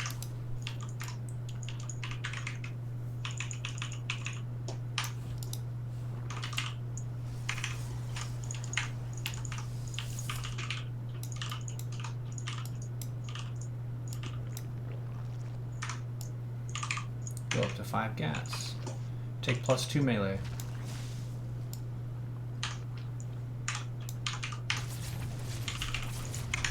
Oh no!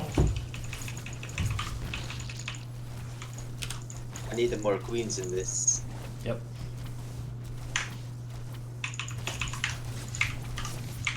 Make queens in all your bases.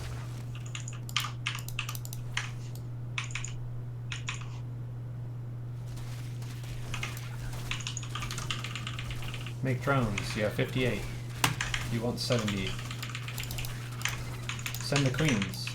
The queen and the main and the natural you can just put on your queen hotkey and they can fight. And you can move the spine down too.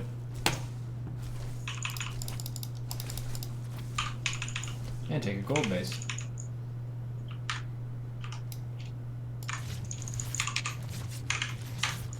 Good You have 76 drones. Take a gold base and a macro hatch. Take it to Bane speed and a Hydroden. And overlords. Make like 6 overlords.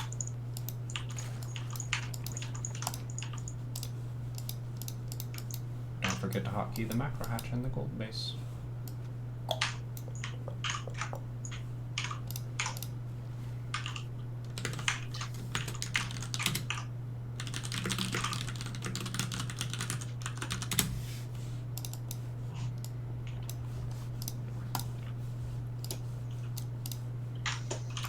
You probably make 1 spore per base so you have detection in case of DT.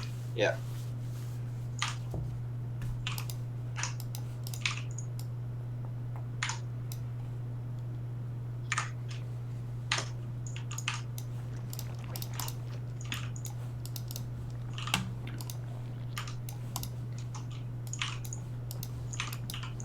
Take a Hydra speed. 6 more overlords. So now attack upgrades. Yep, range attack. Yeah. Range attack from the Evo and Lings.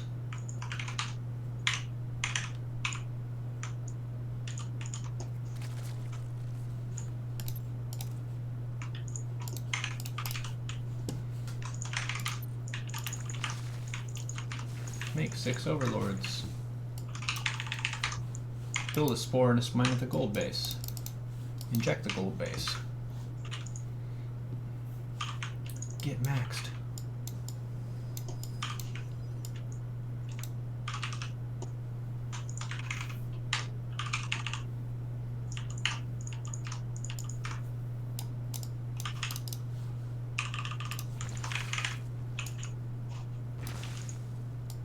Make Banes. Make Lings.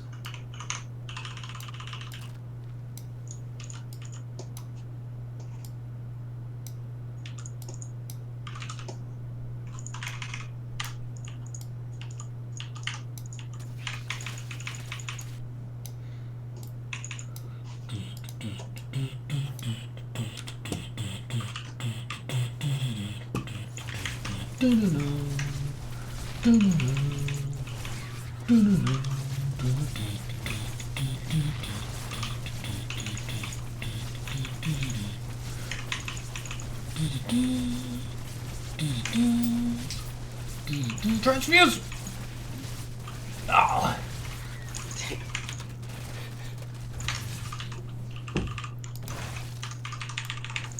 Okay, you're pretty much maxed. Go kill him. Me take the base. Take 2 bases. Okay, remember, box in half and have a nice spread when you go in.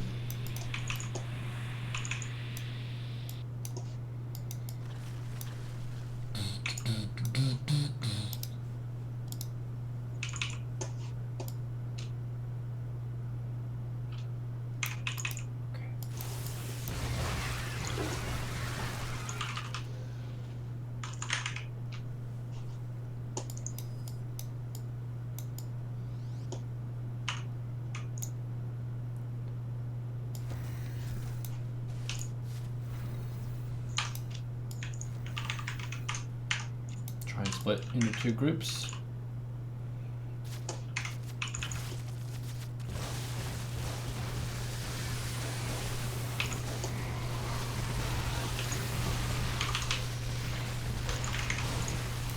Well, that went bad. Oh, I don't think the lings were on the hotkey.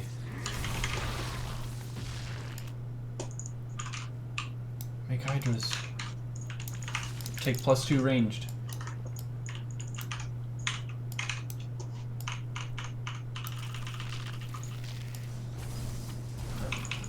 A war prism. Oh no.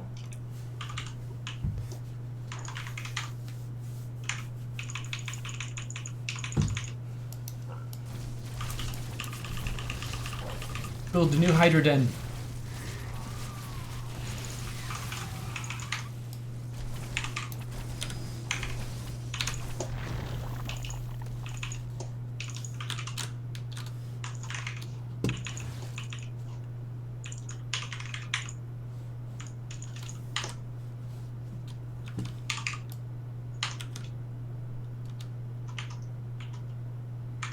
Get maxed. Inject your bases. There's a bunch of larvae on the ground at your gold base that's not connected to the hatch, so you have to select it. You have to box the larva. Or double click it.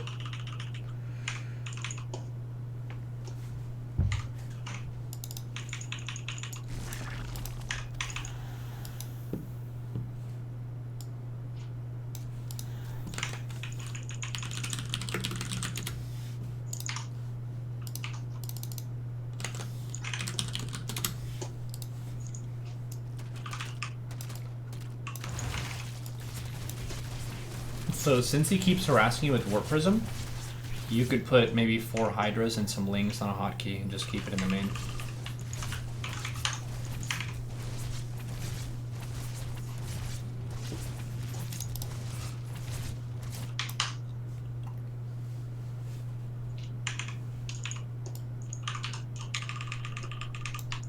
Make Banes, make Lings. You could take Infestation Pit, start to work up to Hive.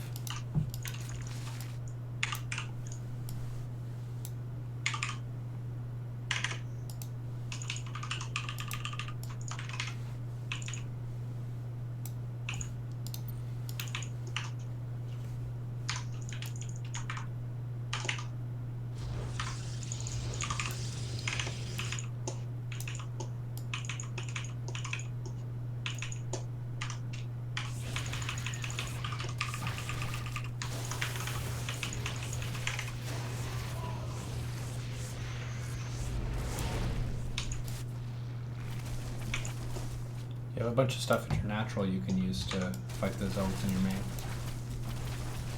You could just box it.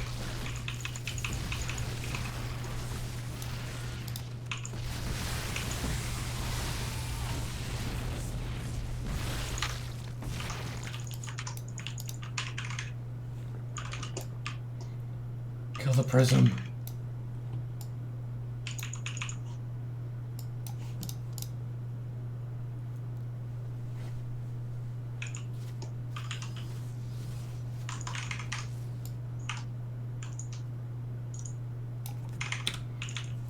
Dun, dun, dun, dun.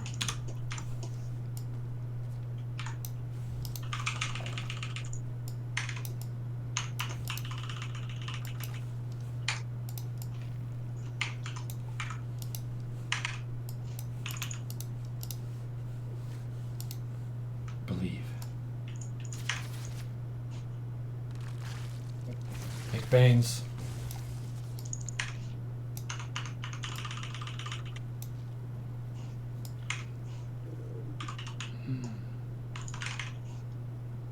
That's a lot of Templar though. Yep. Try and get us around. You can send some units kind of around the backside, and then maybe a move.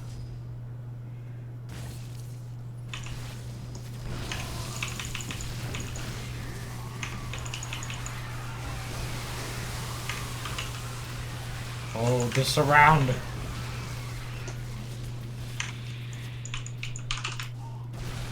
But the storms are so strong.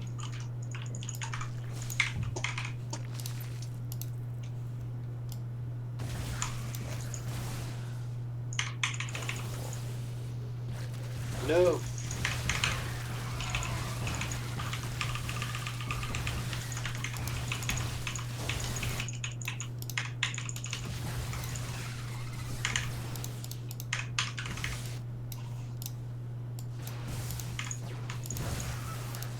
Yeah, this is GG.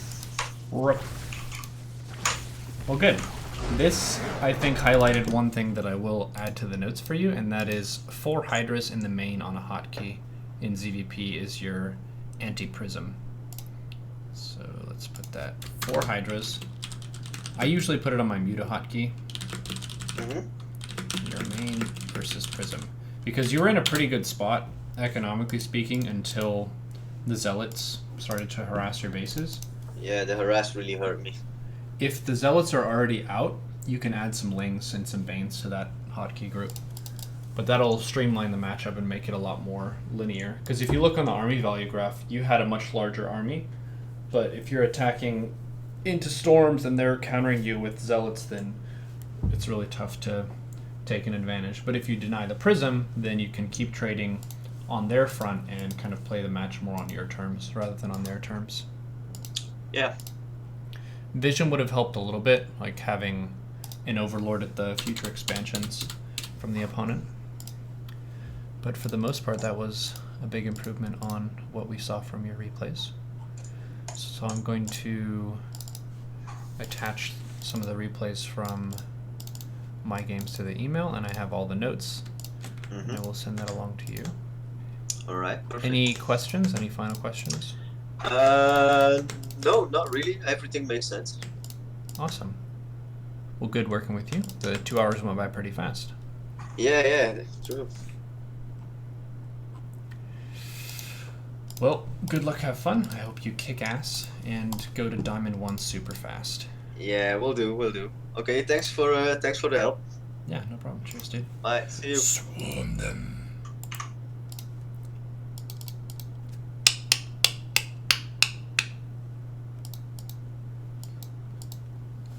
I wonder how, por ejemplo, these 2 players have such high APMs. What do they actually use the 200 APMs for? Special thanks to Zealothar.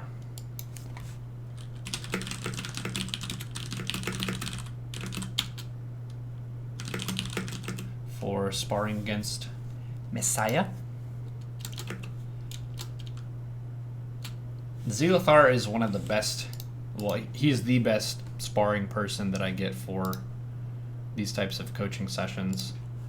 I've had a few people who I ask them to spar against a student, and they take it as an opportunity to show off to the stream, and they just steamroll the student in a way that they can't really learn effectively. And that's a little bit frustrating, I think.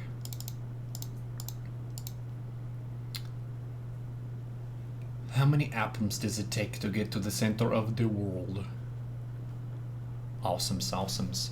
Okay, well, that was our 2-hour amazing marathon coaching session. I thought